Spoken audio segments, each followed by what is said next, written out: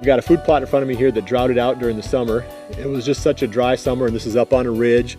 Those types of spots usually don't do very well during a dry year.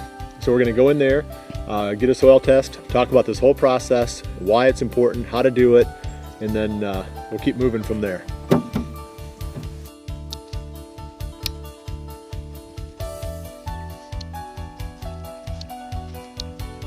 So this is the food plot I'm going to be working on today.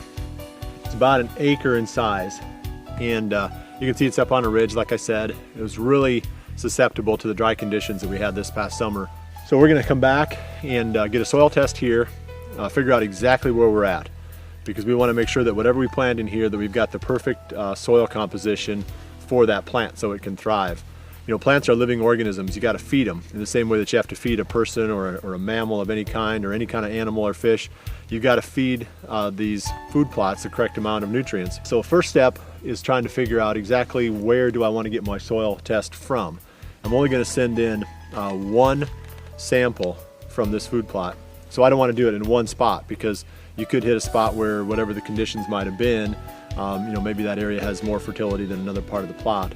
So I like to average it over 2 or 3 locations within the entire length of the food plot. So I'm going to grab a little bit out in front of me, about 20 yards away, and then go up over the top of that hump and grab another sample off the back, mix them together, and that's what I'm going to send in.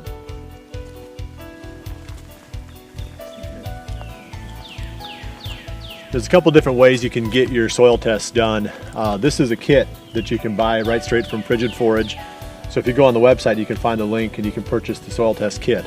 It comes with everything you need, the mailing envelope, all prepaid, the little folder, a little envelope, or whatever you call it, pouch that you put the dirt sample in, and a lot of instructions on how to actually get the soil test and then how to interpret the test once you get it back.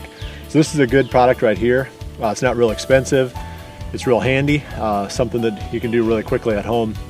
The other option is you can go to the local co-op if you're in an agricultural area, and they'll typically do soil tests for you. You just bring in your samples, number them, or put names on them or whatever, and they'll send them in and they'll get the analysis done. And then when the analysis comes back, they can help you to interpret what it is that you need to add to the soil. So I'm going to get a couple of samples of the dirt in this little pouch and mix them together, and then I'll get this sent in. This is my second location. It's clear on the other end of the food plot from the first spot, and I'm just going to, like I said, get 2 different spots here, mix the dirt together, and that gives me a more of an average analysis for this entire food plot.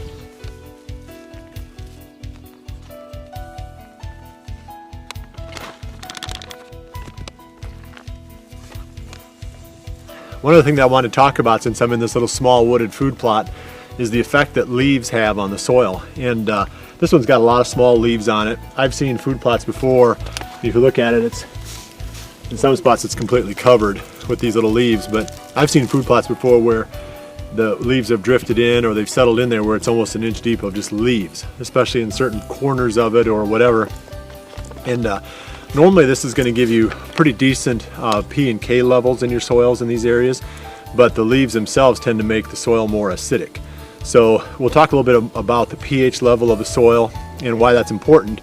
But it's one thing that you fight all the time in these little food plots. I'm guessing that when my results come back on the soil test, they're going to call for putting quite a bit of lime in this area.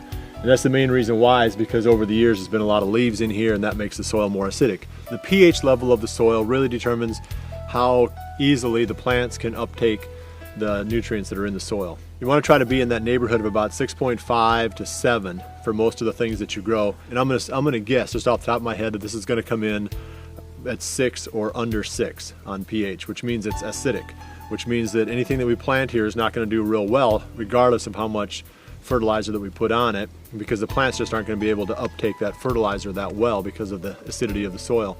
So that's why that's important. And there's a couple of different ways that you can treat that.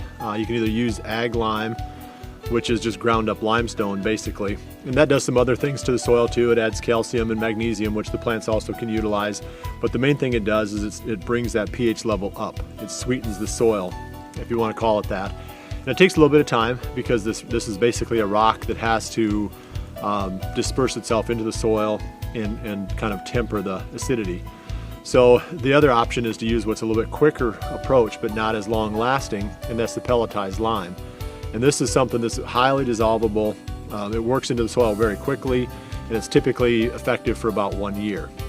That's what we'll be doing on this farm. I didn't get a chance to get out and get the ag lime on during the winter, which is the best time to do that. So when we put our fertilizer on, we're going to put on whatever pelletized lime that this soil test calls for. So I just wanted to bring you up to speed on pH. We've got really two different things that we're trying to control: the fertility of the soil and then the pH level, or the acidity of the soil. So that's the other half of the equation. I'm back at the location where I'm planting this food plot where I took the soil test, and I've got the results of the soil test in hand. I sent in the prepaid test kit from Frigid Forage and got my results back. You know, different types of plantings require different pH levels, and you specify what you're going to plant when you send the soil test in. So it's going to tell you what you need to do to the soil to bring it to the correct pH for what you've got planned there. And I was putting in clover, and I'm in at a 6.0 pH, and I figured this was going to be low, which means acidic. And a lot of these little food plots back in the timber are going to be acidic because of all the leaves that have been sitting on the ground and rotting over the years. Real typical. This one, it calls for 2 tons per acre of 60-69 lime. The other number on here that's important, there's 3 numbers: your N, P, and K. You know, that's your nitrogen, phosphorus, and potassium levels in the soil, and those are the primary nutrients that you're trying to control. And putting clover in here, which is what I'm planting, you don't need additional nitrogen, but you do need the P and the K. It shows that my phosphorus is low and my potassium is near optimal, but they still call for putting on 80 pounds per acre of the P and 240 pounds per acre of the K.